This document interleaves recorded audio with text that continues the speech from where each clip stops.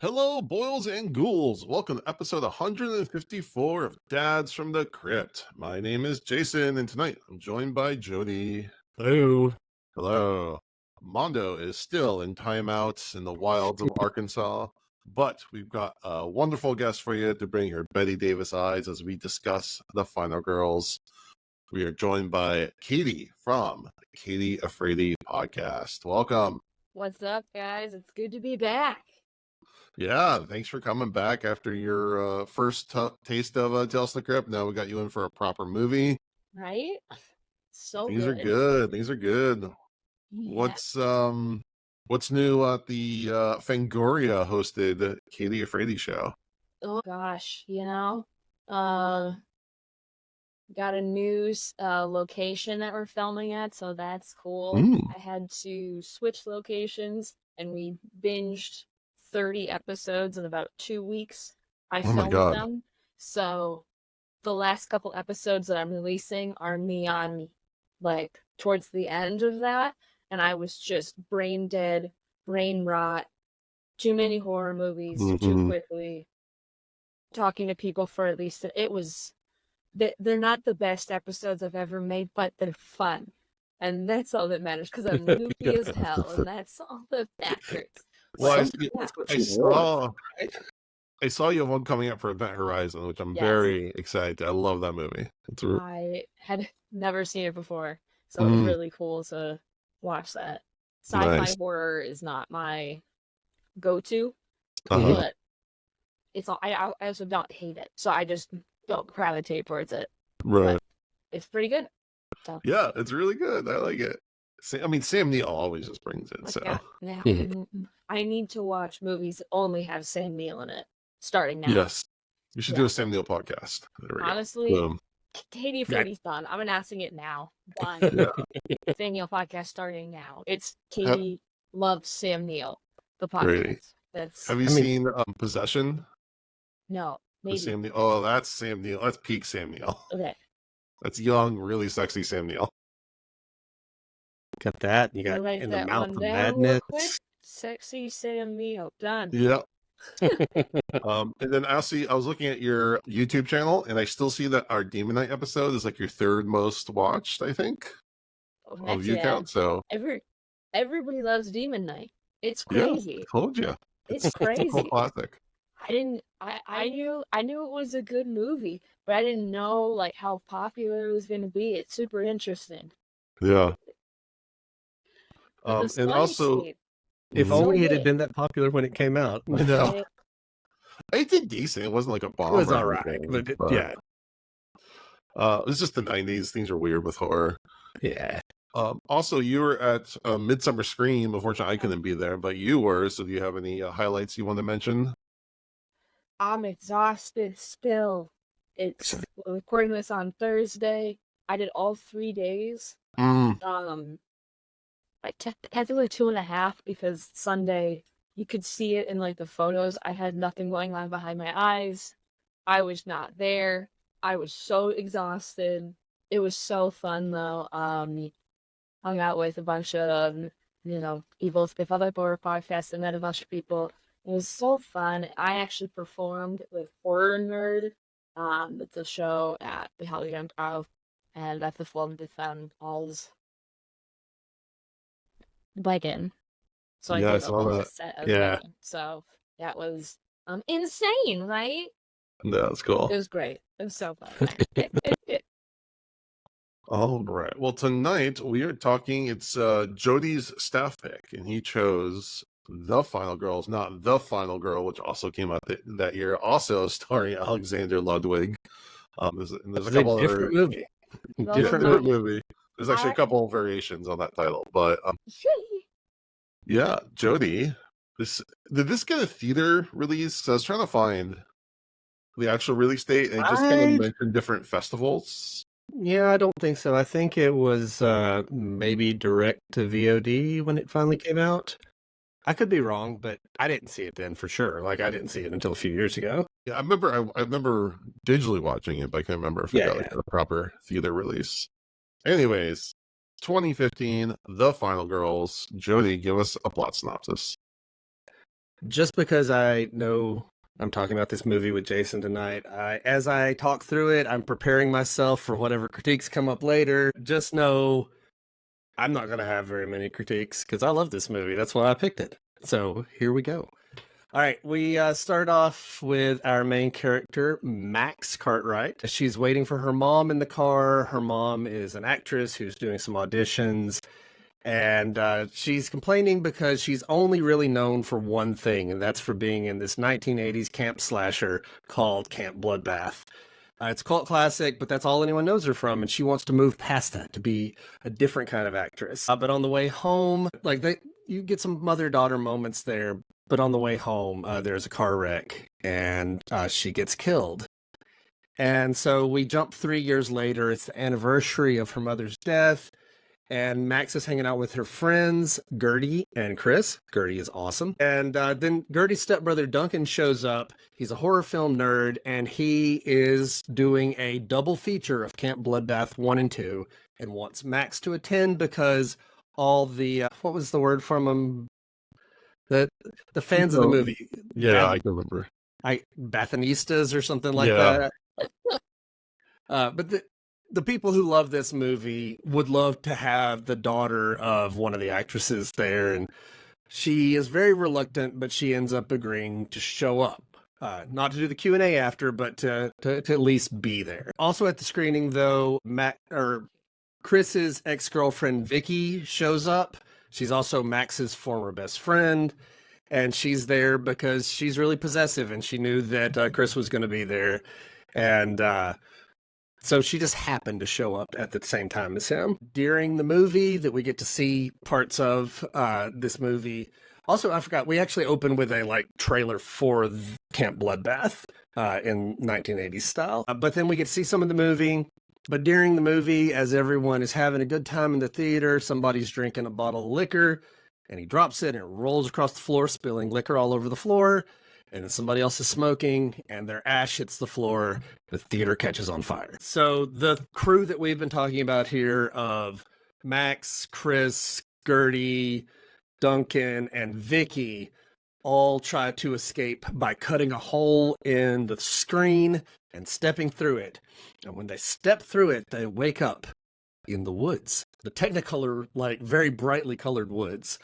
Very quickly, a van, like a Volkswagen van, pulls up with all of the Camp Bloodbath characters in it, asking for help, asking for directions. They're just stunned. They don't know what to say, so the van moves on. 92 minutes later, the van pulls up again, and they talk to him a minute, and that's when Duncan realizes, he says, okay, now wait. He sets another timer for 92 minutes. 92 minutes later, it comes again. They are in a loop because they are in the movie. And that's why the characters are there, and that's why every 92 minutes it starts over again. And so next time the van comes around, Duncan says, yeah, I know how to get to camp. Can you give us a ride? And so they all hop into the van where we get to meet all the different characters. I'll go through them in just a minute. Most importantly, though, is Max's mom, not actually Max's mom, the character her mom played, rises up from the back seat where she's been taking a nap. This is Max's mother, who died 3 years prior, and she sees her for the first time again. And there's a whole lot of emotional, mother-daughter stuff just in, this is her mom who died. A little behind the scenes here. One of the co-writers, the co-writers are actually they're partners in real life too. But one of them was dealing with the death of his father. His father is the guy who played the priest Karras in Exorcist. So he had a horror movie dad who died, who he could see in the movies that he was in. Those are Jason Miller, right? Yeah, Jason Miller. Yeah. And so this was his way of dealing with his father's death, who exists on screen but no longer in his life. So that's floating around through the ether of this entire movie, is the loss of a parent. But anyway, so they get to the camp and we get to meet all of the characters. Let me see if I have. There's so many of them. We've got Kurt, played by Adam Devine, who Adam Devine is just the funniest dude in everything he's in. Okay, so we're having conflict right here already. This is like Adam Devine. So that's the problem, and that's going to be a problem through the rest of this, because I think everything he says in this movie is hilarious. He's annoyingly wonderful, and that's what he's good at. There's something about his way of speaking and his facial expressions that everything he says makes me laugh. Now, Jason, have you watched The Righteous Gemstones? I have not, but I have seen at least 2 of the Pitch Perfect movies. I can't remember if I saw the third one. Okay. I haven't watched the Pitch Perfect movies. You need to watch The Righteous Gemstones, because that's Adam Devine, like, at his best. He's less annoying in that. He doesn't do the, like, bratty character that he is in this one. But yeah, Kurt is the womanizer. He makes sex jokes all the time, says inappropriate things. Then you've got Tina, who is the bubbly bimbo of the group. Like, at one point, someone's like, Tina had sex 3 times today already, and she's doing fine. She's great. She's amazing. Tina's great. So funny. You have Paula, who comes in later. She's the final girl, like the badass who comes in, like, in, you know, leather and driving the fast car. Which don't quote me, but I believe her and Adam are actually married in real life. Yeah, they met on the set. Actually, they met on a plane, both heading to the set. Wow. Oh, that's funny. Yeah. Okay, so I didn't realize that. But and then you've got Blake, who has a lot of buttons on his shirt. There's not a lot to him, but he has a lot of buttons. And so, you know, that's cool, I guess, for 1980, whatever this movie was supposed to be in. So anyway, they're stereotypes. They're horror movie people. They're not actually people like the ones that got pulled into the movie. And that actually plays out as the movie goes, I think. But anyway, so they're trying to figure out how to get out of this movie and get back to the real world, when they realize, or they end up in a place where Billy, the killer, shows up. There's another, like, minor character who's there for a few seconds. She had sex in the woods and dies. But they watch it happen. They watch Billy kill this girl right in front of them. And Duncan is convinced that Billy won't hurt them because he doesn't know why they're there. He doesn't understand these people, and so they're safe. And at that point, Billy kills him with a machete to the side. And so they know they're in danger now. They try to run away. They can't. They're stuck in, like, a loop everywhere they try to run to. It, like, loops them right back into the movie. Nobody can get out. And they've realized the only way to get through it is to actually get through the end of the movie without dying. And so they decide they're going to stick with the final girl. She'll be the one to get them through. We get a scene where all of them are in the cabin together. Well, okay, back up a little bit. There's a lot of plot in this movie. So Max tries to persuade Nancy not to have sex with Kurt. Nancy is the character her mom played, because if she stays a virgin, she has a chance of living. It's that whole, you know, have sex, die, horror movie trope. And Kurt has been making moves on Nancy. When I say making moves, really just saying, like, sexual comments to her. Like, that's his go-to. Like, just, hey, how about them boobies? Like, that's his kind of pickup line. It's great. And so they sit around, they tell the urban legend of Billy.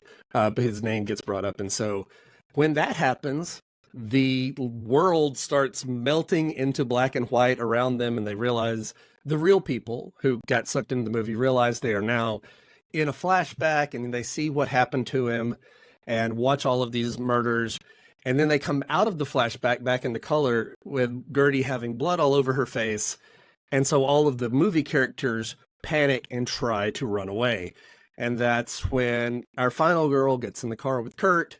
And as they're driving away, Duncan magically reappears saying, hey, I'm not dead yet. They hit him with the car and then run into a totem pole.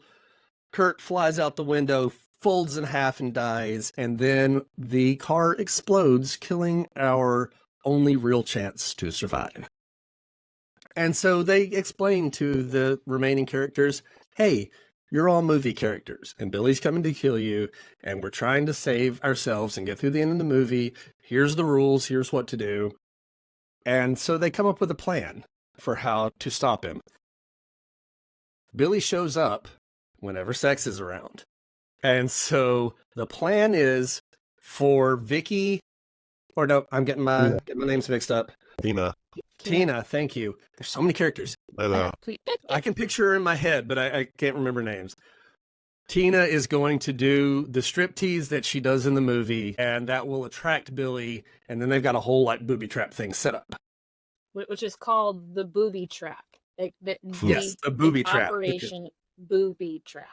Yes, So. because she will be showing her boobies to get the killer to come. I want to make sure that was emphasized. Yes, it's important. It's clever and silly.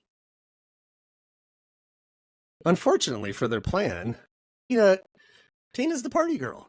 She takes whatever drugs she can find. And she happens to find Vicky's Adderall and takes like 30 of them. And so she's very focused and very intense when it comes time for the striptease dance. It is just the best scene. It's so funny. You can just tell on set they had so much fun with that scene. Oh yeah. She just went for it. And that's the Well, I read some behind the scenes stuff that for this scene, she drank a whole bunch of energy drinks and just tried to get into the character's mindset and made it all up on the spot. And so it's so funny. It's so good. And finally, she, at the end of it, well, she starts off with oven mitts on because they're so afraid she's going to take off her clothes early because she just can't help herself. And that will cause Billy to show up before they're ready. And so she rips off her gloves and takes off the like life vest and all this stuff they buried her in so that she can't get naked. And once she does flash them, Billy does show up. And immediately the plan falls apart because Tina's supposed to hold and not run away. And she does run away. She trips on a tripwire, sticks her head in a bear trap. Tina is gone. Billy does get injured. He gets knocked into a set of deer antlers that are on the door. But, being a horror movie, that doesn't kill him. He then kills Blake by stabbing him. And so we're down to the only movie character left is Nancy, played by Max's mom, and then all of the people who got sucked in the movie, minus Duncan. I'm trying to keep all the players in line here. They run away from Billy. Billy pushes a bookshelf onto Gertie and Vicky. Earlier, we had a scene where Vicky kind of apologizes for being who she was and being so mean. She said that when Max's mom died, Max just kind of shut down and she didn't have any relationship with her anymore. It pushed her friendship away. And so they basically sacrificed themselves by dumping a thing of gasoline onto a flaming Billy. It blows up and the remaining characters jump out the window, hitting the ground in slow motion, realizing that they are in slow motion with a like, what's going on? And then slow motion Billy explodes out of the window and we have a chase scene in slow motion. So perfect. Although, again, behind the scenes, I read the director had that scene go on for 5 minutes and people were like, no, cut it. You can't keep a 5-minute slow motion scene in. Oh, God. I mean, I would like to see it. Just for fun. I want it as a extra feature. I do have the Blu-ray, and I haven't gone to the special features yet. I need to go check that out. Yeah, do that. But when Billy starts gaining on them, they convince Nancy to start telling the story again to go back to the flashback. And so she starts telling the story. They're back in the black and white flashback. Billy gets hit by the car of some 50s kids, and Billy murders everybody, and when they get out of the flashback, Billy's gone because he's in another location. And so they manage to get to Billy's shack out in the woods. They find it through the flashback, and they get to the shack out there. Chris gets injured and has to sit out for the rest of it. So we're down to just Max and I'm blanking on her name again. Mom. Nancy, thank you. We're just down to Max and Nancy, and Max gets injured, and Nancy realizes the reason why Max has not been able to fight him. Max is a virgin, so she's the new final girl, but she's not doing very good anytime she tries to fight Billy. And that's when Nancy realizes the reason why Max can't fight him is because she's still alive. And as long as she's alive, Max is not really the final girl. There's 2 girls left. And so they have a moment where Nancy says, I'm going to go out there. You get to be the final girl. You can survive. And that's when Max tells her who she is or who she would have been, who her actress was, and that it was her mom, and her mom died, and she wanted to have some kind of relationship with her and wanted to help free her and get her safe. And Nancy realizes you can't. For Max to survive, she has to die. And so she goes out into a field, does a striptease dance to Betty Davis Eyes, which was her mom and Max's favorite song that they shared together. And I gotta tell you, Jason may have his complaints about this movie. I think the first time I watched this, I just kind of watched it. By the second time I was at work. I remember watching it. I was in an office situation where I had nothing to do most of the day, so I watched movies down in like a small corner of my screen. And I'm sitting at work, wiping my eyes, getting all emotional, getting all choked up about this movie, and I haven't been able to watch it since without this is a Waterworks kind of movie. Like it is a funny movie, a lot of comedy, good slashery type storyline.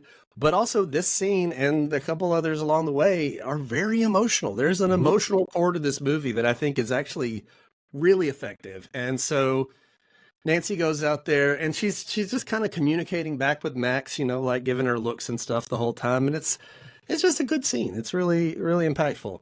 And then Billy comes, he stabs Nancy, and instantly Max is like final girl activated. And so she goes out there like she's been injured, but she's like over it as soon as that happens. She jumps up, she's whipping around these blades and like ninja style, goes out to Billy, manages to chop his head off. She goes back to Chris, who is still alive, and they don't really know what's going to happen next until they look and see there are credits rolling in the distance. And once the credits end, you get that like VHS or like 70s movie thing. Like, it's a thing that you will instantly recognize if you watch old movies, where it's like, this movie has been rated R and it's got like some bars of color. And they don't know why or what's going to happen next, but they hold each other as everything starts flickering around, and they wake up in hospital beds. And once they wake up, they open up a curtain in the hospital room, find all the rest of the people who had died from the real world. None of the movie characters, but the real world people are all still alive. They did actually take their injuries because Duncan has a big machete wound on his side. And they decide it's time to get out of there.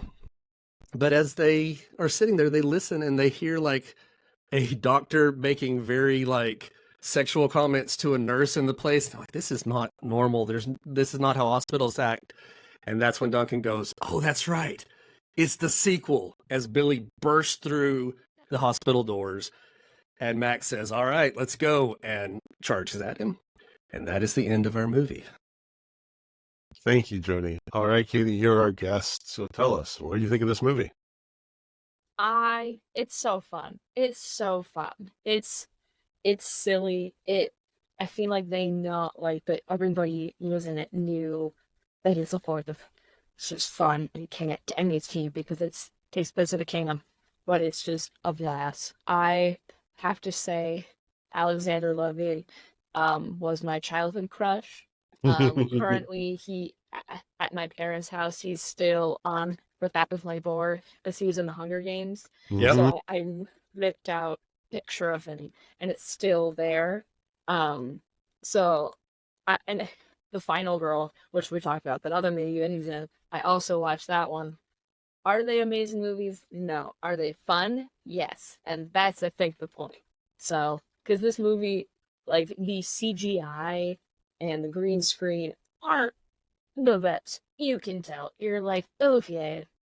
Adam Devine's legs look so fake when he dies. Obviously. But that's also part of the fun. I feel like it's not supposed to be like this, insane film where you're like, oh, I can't tell what blends what. I think it's just supposed to be silly. Which also, if you think about it, this is me thinking now. For 1986, when the film Camp Blood? What? Bloodbath. Bloodbath. Sorry. Camp Bloodbath that amazing movie from 1986. That's it, the movie. That CGI was probably more accurate for the movie than, so now that I'm thinking about it, I think it's perfect, I loved Adam Devine, so fun. Just a silly man. He's just a silly, silly little man.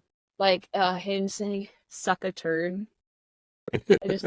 And they even acknowledge how bad a line that is too. Oh yeah, I was thinking of what character I would be, in the film, and I'm like, let's if I would be a stereotype, it's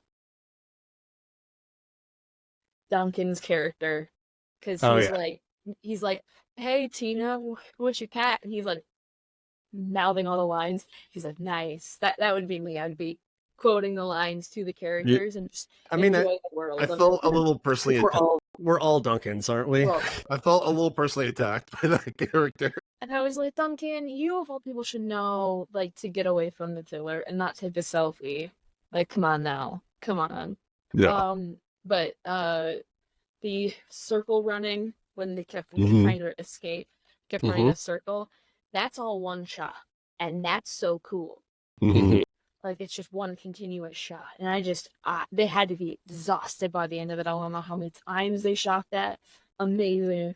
The striptease by Tina, so funny. We talked about that a little bit. So funny. She's just like a side character, but she just went all into it. I love that. The final battle, we need more epic final battles like that, where the final girl is just like across the field, like just purple, clouds everywhere. There's lightning, and you're like, what is going on? It was just so epic. Yes, all of it. The final battle reminded me less of like Friday the 13th and more like Freddy versus Jason, like two big things coming at each other. Or almost like Dragon Ball Z. Yeah. I would have loved it. They would gone up in the air and started flying around. There was a lot of flying. When you got hit, you like launched. Yeah, exactly. Yeah, she flew. I was like, whoa, they got wings too. What's going on? Yeah. But I also think my favorite part, and this is something that I do with all of my horror movies that I make in horror comedies, is I always put bloopers in the credits. Yes. I love bloopers. I love them so much. Bloopers. And I do too. It just shows you also that this movie's fun, and this movie's supposed to, not be taken seriously. So, but also it is so heartfelt, because I found myself being like, okay, damn, I'm gonna cry at this. I don't think I've ever cried at this before. I remember that first time it hit me like that. I was like, this is a comedy. Like, how is a comedy actually twisting me up so much? Yeah. But it does. It managed to balance those two things. Well, I read again, we both read the IMDb, and you always take that with a grain of salt. But apparently, the fake trailer for Camp Blood, they did not have that at the beginning. They opened with the scene of, that led to the mother dying in the car accident. And they thought that was too heavy to start the movie off, and people who would set the tone would be too hard. So they put the fake trailer at the very beginning to kind of soften the people up so they can understand the camp that they're in for. Yeah, there were a couple of times they softened things in this movie to keep it light. Like at the end, apparently, like there was two versions of the ending. One where only Max and Chris survive, and that was a downer. And then there was one where everyone survived. That was too much. Yeah. And so they were like, what if we have a little bit of both? And that's how they... And you even get that in the bloopers, because Adam Devine's all like wrapped up in bandages and stuff in one of the bloopers, and that's from that version of the scene that never happened. Yeah. And also the being like, okay, now we're in a sequel. I like how they set themselves up for a sequel, but they didn't do it. Yeah. I like that. It doesn't it's fun. It didn't need it. And of course, all the sequels are in the hospital with the aftermath. It's like a trope in and of itself. And even the actress who plays Vicky is in Halloween, the Rob Zombie Halloween 2, which again also takes place mostly in the hospital, at least in the beginning of the hospital. So it was a really fun, of course, that's where the sequel is going to be. And also, like, there's a lot of context clues. There's like a Rubik's Cube in the background to show that they're not actually in the regular time. Yeah, that's a really fun bit. Bang. I like this. Jason, your thoughts? No, I do like this movie quite a bit. I do like it. Okay. I've M. Devine just always feel like he's just improvising the whole time. He And is. that's kind of his shtick, and I know some people like that. To me, it can just go on and on. And I did, again, reading online, he and both him and Thomas Middleditch made up like all their lines through this entire movie. But Middleditch is at least like some really funny scenes at times. Like one that's so small that just cracks me up every time is he leaves in the movie theater. Duncan leaves, and he goes to like jump over this velvet rope, and he gets tangled up and it falls down. It's such a small little thing, but it cracks me up every time. Yeah.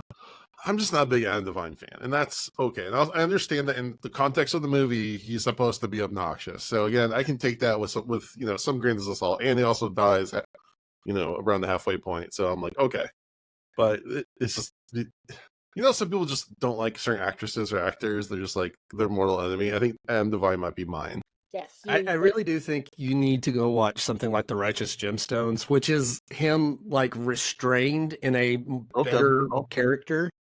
The Righteous Gemstones is a great show anyway. No, I'm just getting my little critiques out of the way first.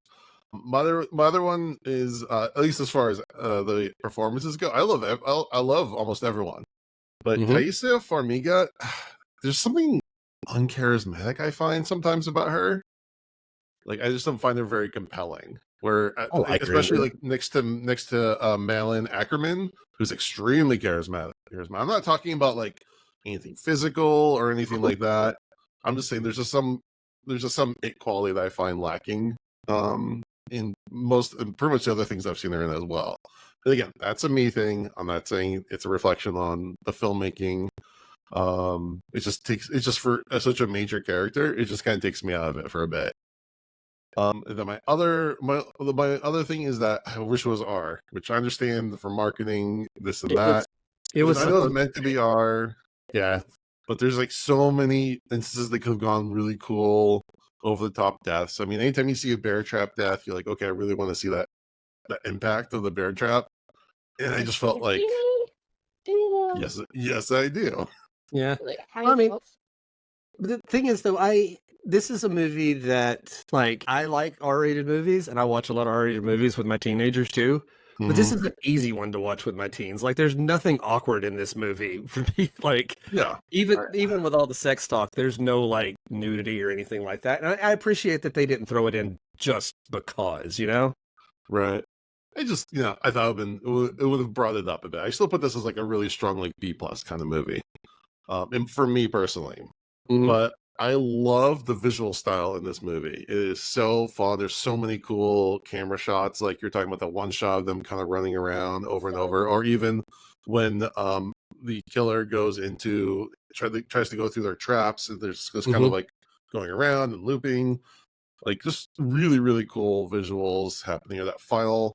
Again, if this was in a logical world, the whole final girl and battle scene would have been ridiculous. But because I know we're in the movie and anything can happen, it's supposed to be stylized over the top, I could enjoy it that way. So yeah, I was able to enjoy a lot of the fun. There's so many fun meta gags, referencing the Friday 13th movies, The Burning, so many more. It's just lots of fun. It doesn't connect. Again, it's just a couple things don't connect with me.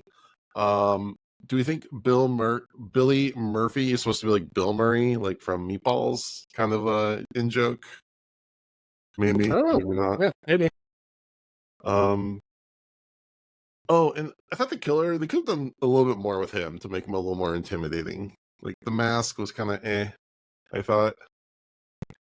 I think this was made to be like a forgettable 80s slasher, because I've seen a lot of slashers that I can barely remember the killer, and I think that was kind of what they were going for with this. Right. These are more my nitpicks. Yeah. When I get down to it. And again, it's interesting. Like this is almost like a mirror image for In a Violent Nature, where where this is supposed to be really comedy, campy commentary on the slashers, where In the Violent Nature is more like art house, ultra serious, but still has like a wicked sense of humor about slasher movies. So it's interesting. It's just, I think that's what The Violent Nature is one of my favorite movies of the year. So it's interesting to kind of compare those two in different ways. They're kind of very much mirror opposites of one another, but about the same things.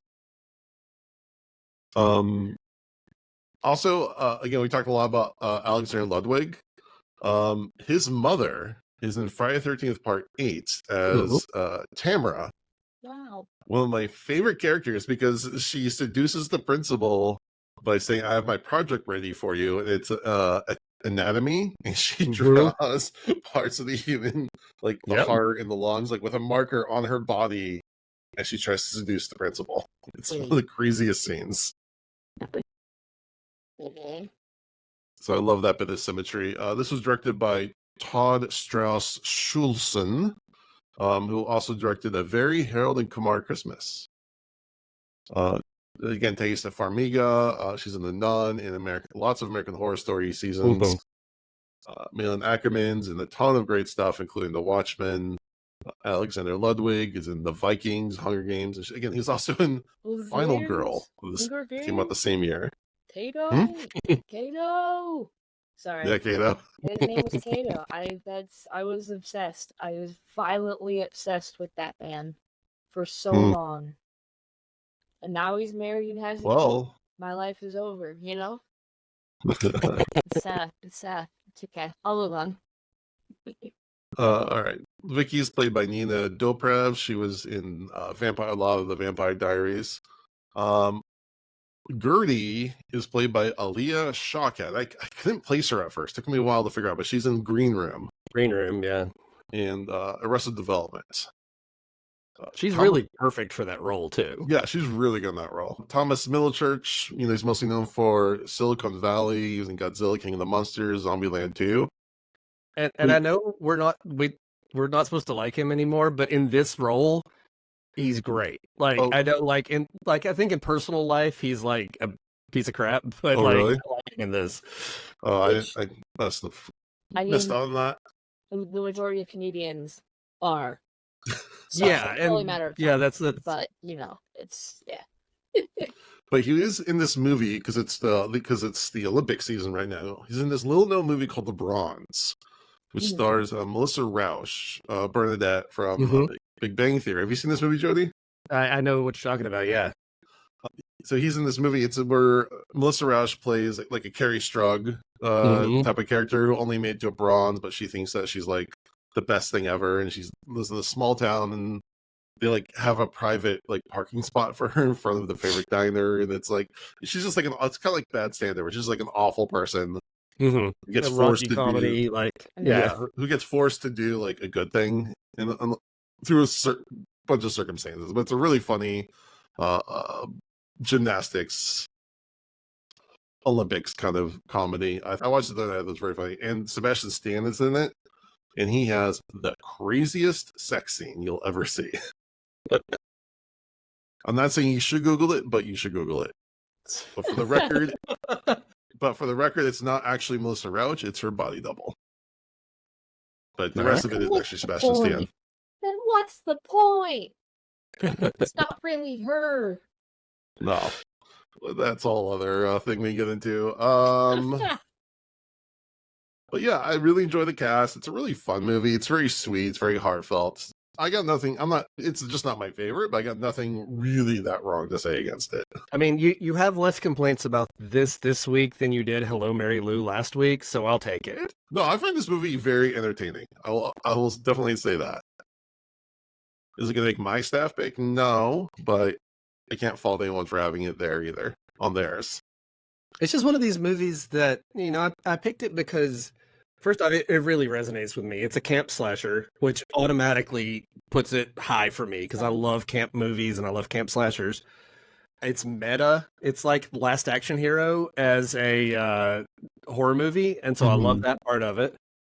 And I feel like all of the performances are so fun and enjoyable, but also, like, again, very heartfelt at the same time. So it's kind of all of those elements that I love.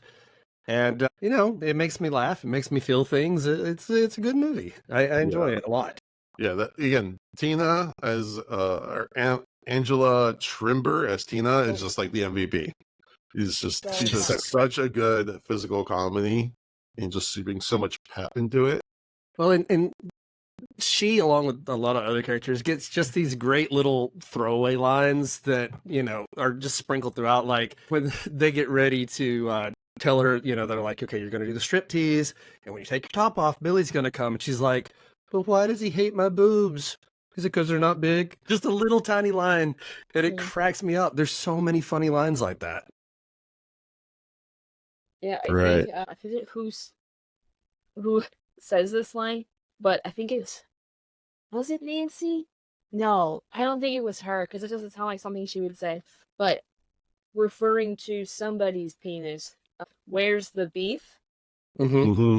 And I was like, that's a bedlam. I like that. Yeah. That's hilarious to say where you have sex. Where's the beef? I think Where is it? that's the girl who's just in the one scene to die, like out in the woods. Yes, Yeah, you're you're right. Yeah, that's why she's. There's one great bit of physical comedy too with Tina, where everyone's like preparing for the big showdown, and they all crack their knuckles like one at a time into the camera, and she's got on oven mitts, and so she's just like flailing her hands around, trying to crack her knuckles with the oven mitts. Great little moment. Yeah, like I remember I saw this movie right around the time it came out, so it's been about 9 years, and that's the character I remember the most vividly. Yeah. And I hadn't seen the movie since until like yesterday. And I was like, yep, remember Tina. Yeah. She's great. Like she just commits. She died too soon. I feel like for death should have been walked out and not just she trips. Yeah. Well, and that's okay. So I said there's like a distinction between the movie characters and the like characters who get pulled into the movie. I noticed that in their deaths too. Like all the deaths for the movie characters are like big and over the top. Yeah. And silly, like, the bear trap or like the car explosion, all this stuff. And so they're like meant to be laughed at. But when one of the real characters dies, other than Duncan, like it's like an emotional moment of like, hey, save yourself, we're going to sacrifice ourselves. Like they do a good job of like letting the slasher characters be slasher characters, and you can laugh at them dying, but then like the emotional moments actually hit for the other characters. And I thought that was really cool. I noticed that this time. Which again would have been giving them carte blanche to do like the biggest, most over the top deaths for those characters that they could have gotten with the R rating. Sure. So it's just a missed opportunity. All right, let's do our episode, our movie rating. Again, we do 0 to 5, 5 being the best, 0 being the worst. You can do half points. Katie. I'm gonna go 2.5. 2.5. Okay. 2.5. Solid. You know what? Solid 2.5. It Very was good. amazing. Not my favorite. It's still good. All right, Jody. I mean, I was talking to Jason before we started recording, and what makes a movie resonate with you doesn't necessarily have to do with like objective quality of the movie. For whatever reason, this movie just hits me perfectly. So for me, it's a 5 easily. Like I get the things that maybe are, need to be different or could be better or whatever. None of that matters to me though. Like I don't want anything to change in this movie. So for me, it's a 5. That's amazing. That's amazing. I learned this through my podcast as well. Every movie's good, every movie's bad. In the words of the Grinch, one man's trash is another man's potpourri. Yeah. So, it's so cool to see, like I loved it by 3.5 in the 5. And Jason wins the bell. I'm going 3.5. It's very. I know. I was surprised. I thought 2.5 is half. That's half. That's in the middle. Yeah. No, it's a very enjoyable watch. It's a good sit. I'm not taking that away. It doesn't resonate with me the way it does with Jody, but and I think there's definitely some room to raise the bar, but it's still very enjoyable. And I really like almost the entire cast. I think they're doing really, really good jobs. Yeah, and it's all of the elements, like it's all of my favorite elements put into one movie. I think that's where where it works so well. I even saw that. Why can I not remember her name? The main Malin Ackerman's character, Nancy. Mm-hmm. That Nancy was supposedly based on Final Girl Jenny from Friday the 13th Part 2, which is my favorite Friday the 13th, and she's my favorite Final Girl. So it literally is like all my favorite things coming together in one movie. Also, you can tell the filmmakers have such love and reverence for these movies, and I love watching that, and it just kind of really comes through. It's very obvious that how much they love and they're enjoying I'll this. go up to a 3. I'll go up to a 3. No, Stop you can do whatever you yelling. want. You can do whatever you want. No, I'll go up to a 3. Stop yelling. All right. It's so fun. Moving on to our song of the day. So we all know that Betty Davis Eyes, is in this movie. Is kind of the theme for this movie and everything. I'm not choosing that song. It's a little too easy. I'm taking the Mondo route. Well, I will say for the movie, within the movie, they definitely did not have the budget for the songs that they featured in the movie. Like Camp Bloodbath did not afford Mickey. Like Mickey was out of their budget range. Pour some sugar on me for Tina's dad? No, but it was like a knockoff version. It was some version of that, yeah. Something that was meant to sound like that, but isn't actually that. But it's definitely, they did not have the budget for the songs that were in the movie. Yeah. So originally they wanted a different song before they went to Betty Davis Eyes. Again, this is per IMDb, so take it with a grain of salt. But they wanted Madonna's "Like a Prayer" to be the song. Mm-hmm. And they had some connection with Madonna, and they reached out to her, and she says that she does not allow that song to be licensed. She said they could choose any other song in her catalog, but just not that one. Which is interesting because before that movie, it was featured in Never Been Kissed. Mm-hmm. But as of this week, it's also in the highest grossing movie of the year, and like easily going to be like in the top 10. It's in Deadpool and Wolverine. It's like, oh, okay. I haven't seen it. I thought that was an interesting bit of symmetry right there. She probably just didn't want it in a B horror movie. Or, this is 10 years later, she might have changed her mind. Regardless. It was Cherry Pie. That was the striptease song. Yeah. Another of your classic striptease songs. Yeah. So, song of the week is "Like a Prayer" by Madonna, because I like messing with our algorithm. Last week I did Boyz II Men. This week I'm doing Madonna. I feel like when you listen to our playlist that we've made of all these, you can tell every time Mondo is out of town. Every single time. And he probably, as he listens to that, grits his teeth every now and then as he gets to one of our selections. I still haven't met Mondo. So oh, that's right. You were on Mondo episode? Oh, wow. I'm not convinced he's a real person. I think you're just, like, he's fake. Or maybe you and Mondo are the same person. It's a twist. It's a twist. I ripped off The Mask. I am Mondo. We are Mondo. Who is Mondo? We are Mondo. What is Mondo? Who Mondo? How is Mondo? Yeah.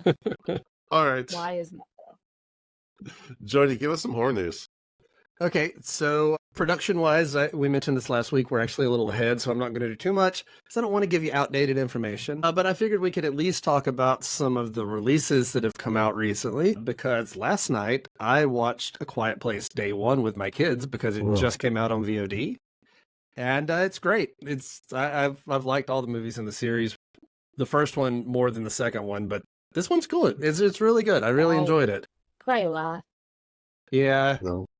Yeah, I watched this and The Final Girls on the same night, and both movies hit me. So yeah, lots of emotional moments. But yeah, it's real. I mean, it's great. You got Lupita Nyong'o and Joseph Quinn as like these. I told my wife after watching it, what I loved about it is they didn't try to force any kind of relationship between the two characters, other than we're in a bad situation and we're two people being kind to each other. And I'm like, that's awesome. Like, that makes me happy.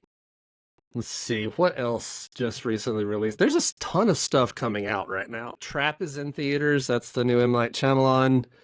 It's Shyamalan, so who knows if it's good or bad. We'll find out in the last 5 minutes whether it's a good movie or a bad movie or not. But we've also got Oddity just came out in theaters. Katie, did you see that? I did. I saw it. You're there.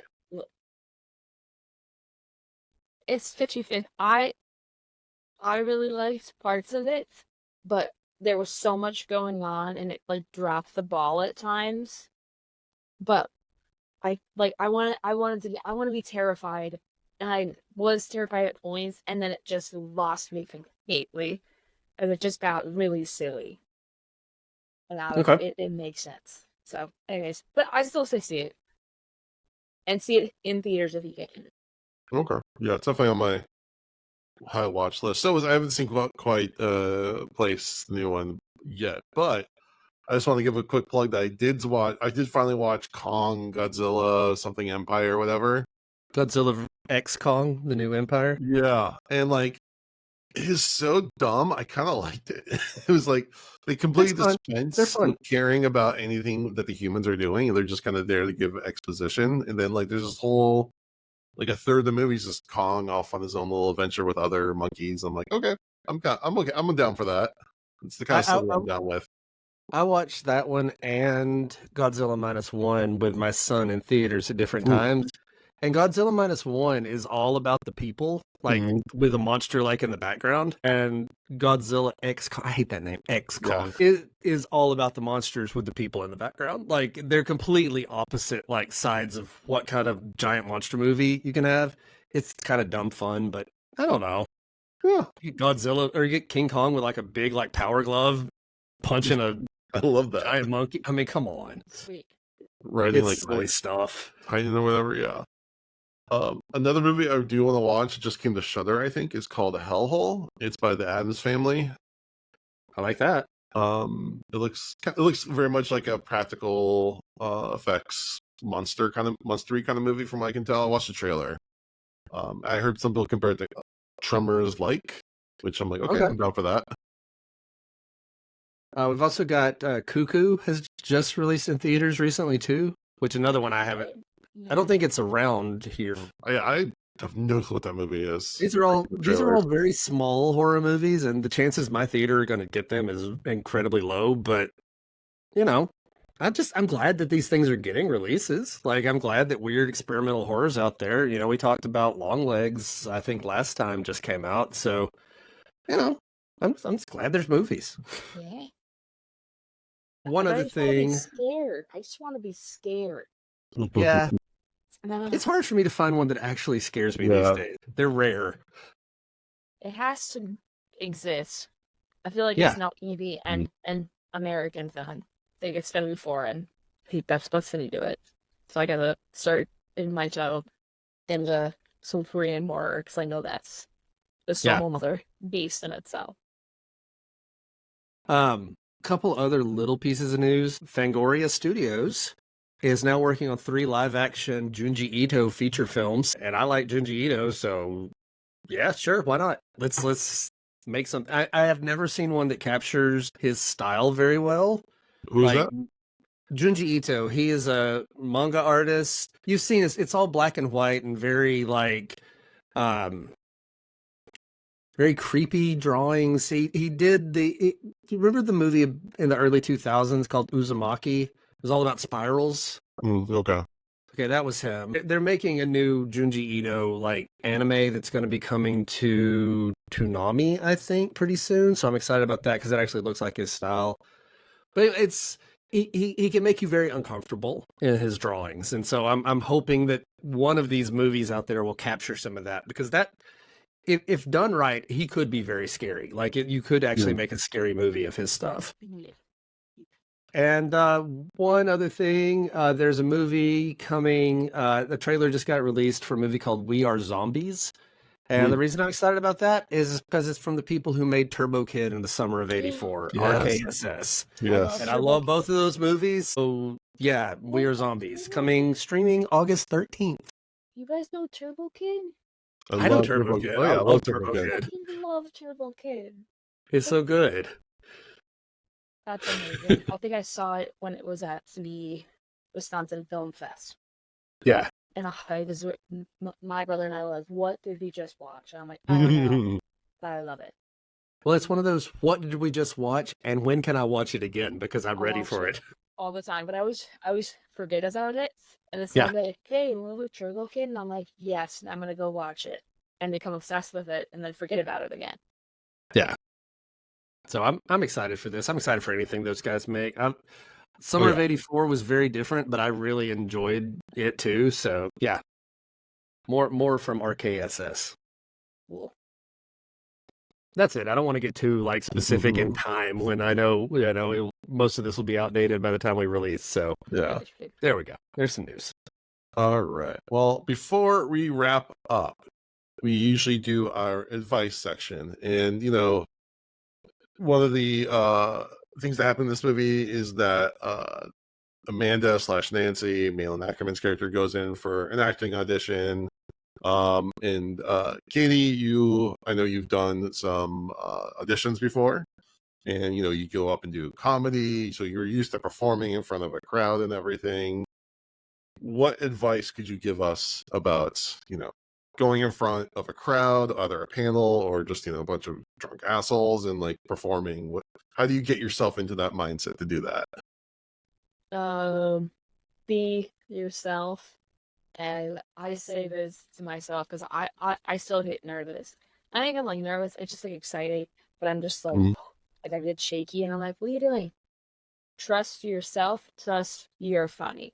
Not you are funny. Trust your jokes, trust that it's funny. And trust, trust that you know how to do this. You know how to talk to people. It just happens to be in front of more people. Like how you did the Midsummer Scream with that meant like 200 people. Wow. I put them and I was like, let's go. Yeah. I'm here to make these people laugh. Nice. I love that. Yeah, we'll have fun. So you're in front of people a lot. Jason, how do you feel when you're in front of a crowd? Do you enjoy being in front of an audience or no? Or I used to have the most crippling stage fright possible. Like in high school and college, doing any sort of presentation or anything, I would like freak out. But then I discovered, medications for anxiety. that kind of balance things out. It hasn't been as big of an issue since then. nice. But yeah, my biggest thing, especially like when I'm doing a podcast or something like that, or I'm just presenting, is I just do it. I just turn my brain off. Not brain off, I just say, okay, it's happening, it's going, go. You got to turn that little self-critical side of your brain off. Like once you're talking in front of people, like if you say something stupid, it's already out there. Like don't even worry about it. Just move on. Well, that and also being prepared. I restarted a new job, and like I prepared really hard for that job interview, and it's funny because I'm on TikTok to get like job interview tips and stuff, and learn a lot of interesting things. And I could just tell when I went to that job interview that I was like crushing it. I just felt the vibe that was just like, I just really, I don't know. I felt like I was giving a really good performance, and like, okay. And, and here I am now with the job. So, as someone who's like done a lot of job interviews over the last couple of years to no avail, or at least to like, getting very close, but just never punching it through. So yeah, a lot of preparation. So, how to answer the questions that are going to be asked. Having those answers ready was a really big deal. Yeah. I was a theater kid. Like I love audiences. Like they make me happy. I kind of miss that I don't get in front of people regularly. So yeah, it takes all different kinds of people. And if you are somebody who gets uncomfortable, there are ways, like Jason was saying, to get more comfortable in those situations where you can do what you need to do. I know a lot of people are terrified to be in front of an audience, and you just gotta do it sometimes. Yeah, I actually feel more comfortable in front of an audience with a microphone than fucking 100 people. Oh yeah. Yeah, I remember I was watching a Michael Jackson interview once, and he said that like he's more comfortable in an audience of 100,000 people than he is in this interview right now. I was like, yeah, that makes perfect sense to me. Yeah, it's also because then they can't interrupt me. That's right. Yeah, that's right. I mean, they can try, but I'll talk louder than they can. So it's like it works. Yeah. All right. Well, Katie, thank you so much for coming on. Where can people follow you? Thanks for having me. It's been a blast, as always. You can follow my podcast at Katie Afraidy on all social media platforms, TikTok, Instagram, Twitter, Facebook, if you want. We're also on Apple Podcasts, Spotify, all that jazz. And if you want to follow me personally, you can follow me at KTHETTY. That's KT Hetty. But you can also just find that in a video or whatever. Oh no, I fucked you. I don't fulfill you. I would love for you to join all the podcasts. All right. Well, pleasure as always to have you on. Next week, it depends on our release schedule. We do want to cover Alien Romulus. Is really high on my list, or might do another Mondo staff pick if we allow him back in. We'll see. We appreciate everyone for listening. We would really appreciate if you give us a rating and review on iTunes, a rating on Spotify, a like and subscribe on YouTube. And you can follow us on TikTok at Dads from the Crypt Talk. And with that, we thank you for listening to Dads from the Crypt.